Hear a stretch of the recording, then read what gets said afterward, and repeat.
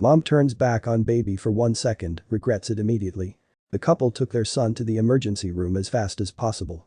The baby's evaluation soon came out, but the news was the worst the two could have ever imagined. She sat beside her husband as the doctor shared what was happening to their angel. But as much as she tried to listen, all she could hear was a loud buzzing inside her head because of worry. When Taylor and Jeff had their first son, Brian, they were more than glad that their family was finally growing. They'd been trying to get pregnant for more than a year now, and they couldn't contain their joy when it finally happened. Brian was soon born, but such a happy occasion would soon turn tearful. Taylor and Jeff had always wanted a big family.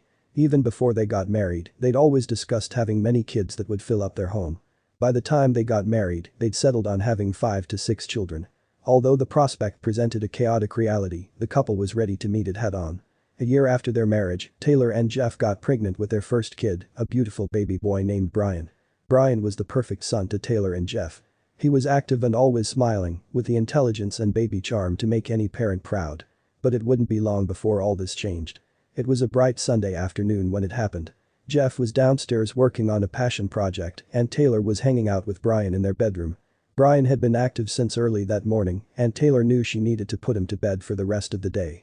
After feeding and bathing him, she set him on her bed and turned for a second. That's when it happened. Taylor had turned for a split second, looking to fetch a diaper for her son, when she heard a soft thud on the carpet. She whirled around to find Brian on the floor, a look of confusion on his face before he burst out crying. Taylor rushed and picked him up, seeing that he'd hit his head. She gently rubbed the bump while lulling Brian until he kept quiet. But then she did the worst possible thing at that moment. Taylor lulled Brian until he kept quiet and began smiling and cooing. Jeff came to see what was happening and she quickly explained the situation. The parents put Brian to sleep and against her better judgment, Taylor convinced herself that the little boy was okay. If only she knew what was happening. A loud shriek from Brian woke her up later that night. She jolted upright and tore to his crib, finding the baby crying bitterly. The slight bump from earlier had grown bigger. Taylor screamed to Jeff, who came running. He took one look at the baby and dashed for some coats and their phones. Were they too late? The couple took Brian to the emergency room as fast as possible. The baby's evaluation soon came out, but the news was the worst the two could have ever imagined. Taylor sat beside Jeff as the doctor told her what was happening to her angel. But as much as she tried to listen, all she could hear was a loud buzzing inside her head because of worry. She'd expected and even wished for the doctor to say Brian's injury was a simple bump and that he'd be fine. But the news was far grimmer.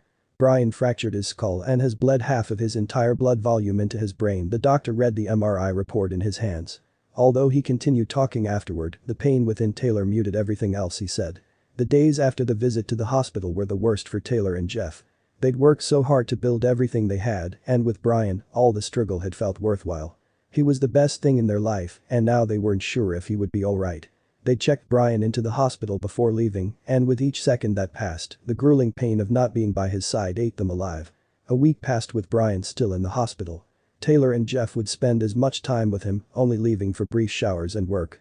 The reality was that their son's condition kept them on edge.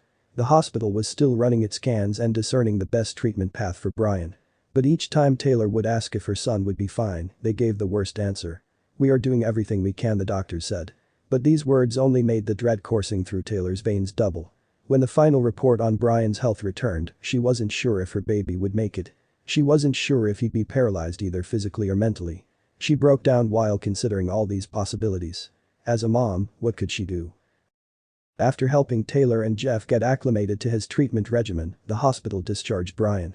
They included a new diet, physical therapy, and several activities that would help his mind stay active. But although Taylor and Jeff, with the help of their families, would do all they could to help their beloved son recover, he'd sadly succumb to his condition. Taylor knew what she needed to do. Broken by the loss of her son, Taylor knew she had to share her story. Perhaps she could prevent other moms from going through the hell she'd been through. Her story gained traction on social media, and many people came to grieve with her family. With time, the pain of losing Brian would let off, although she still misses him with each passing second. Although she and Jeff would have the big family they always talked about, they'd never forget the little boy who was their first.